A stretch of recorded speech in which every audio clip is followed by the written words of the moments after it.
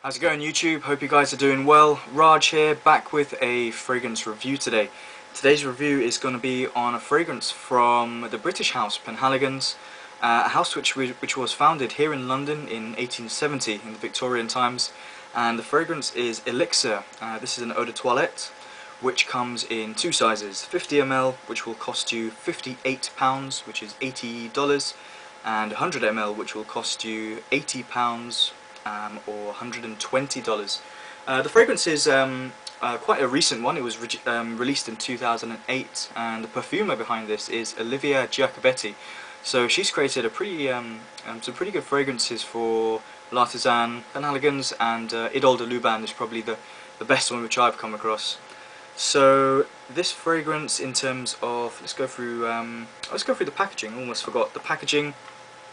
Pretty good box here from Penhaligons in terms of the pattern on it, and you've got the royal warrants on the top there, which means they're like authorised suppliers to members of the royal family. It's always kind of like an illustrious thing for a company to gain that. And this is the bottle. Penhaligons, throughout their packaging, marketing, bottle designs, they always have flashes of quirkiness, eccentricity, and that's you can see the evidence of that here in this little bow tie, which they have in a lot of different fragrances. But this is one thing I've never seen on some Penhaligon fragrances. This almost like a scarf, it's kind of like a scarf. Looks like something the Queen would wear. It's a nice touch, you know, just makes the bottle stand out and looks good in your collection, especially with your other Penhaligons fragrances lined up next to each other.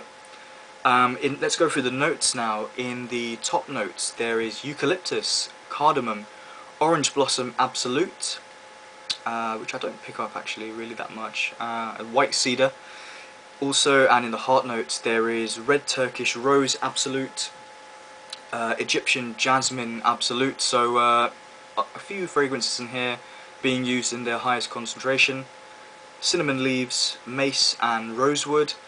And in the base of the fragrance there is Benzoin, Tonka Bean, Vanilla, Incense, Red Sandalwood and Guaicum wood, which I guess is Guaiac wood. Maybe it's a different variety. I didn't look up the details there. So this fragrance for me, you know, I must have tried about 70% of Penhaligons fragrances from the men's and the women's range, and this is classified as a unisex fragrance on their website. You will see it under the men's and women's section. I definitely agree it can be worn easily by both men and women, and is probably my favourite fragrance from the house. Okay, so basically I'm just going to go through what I get from the top notes. So top notes, the main three things I get from here: I get the eucalyptus, I get the cinnamon and the rosewood, which are the three dominating notes. They obviously, you know, start off in the top of the fragrance, but also I get them in throughout the duration. So the eucalyptus here is nothing too strong. This whole fragrance is really well balanced. Nothing really jumps out above one other ingredient. The eucalyptus adds a kind of it's like, you know, any menthol, camphory smell, like a Vicks vapor rub smell. The eucalyptus actually in the start can be a little bit, kind of gets in your nose, clears out your nose a little bit too much. I'm going to talk about that a little bit later. What I really then get here is the cinnamon and the rosewood combining to make just a brilliant opening to the fragrance. The cinnamon adds a spiciness to the fragrance, a sweetness as well, and the sweetness is brought to life really by the rosewood. The rosewood is a perfectly named ingredient actually. It's a very sweet wood. I had tried a rosewood shaving cream a long time ago, which I didn't like.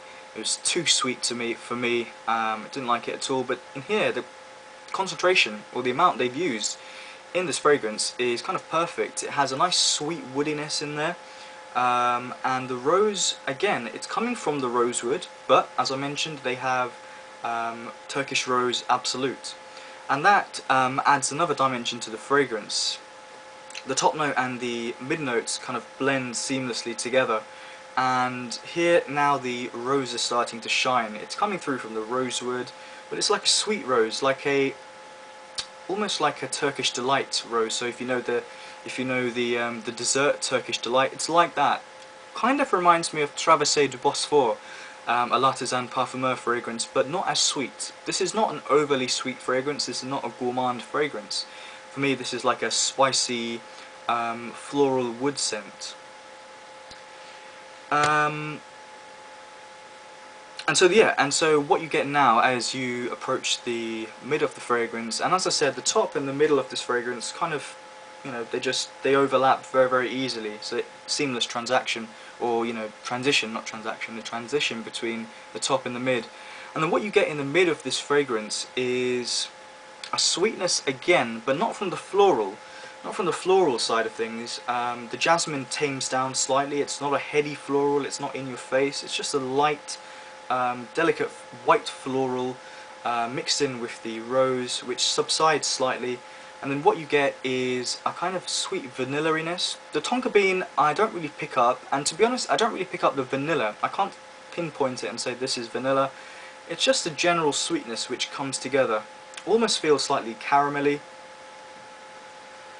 and very dry as well. The dryness is coming from the cedarwood, which starts off in the top of the fragrance, and also there's incense in this fragrance as well, which isn't the most obvious incense. It's a very, I think the best way to describe it is like you could take an incense stick and you don't burn it, you just smell it before lighting it, before burning it.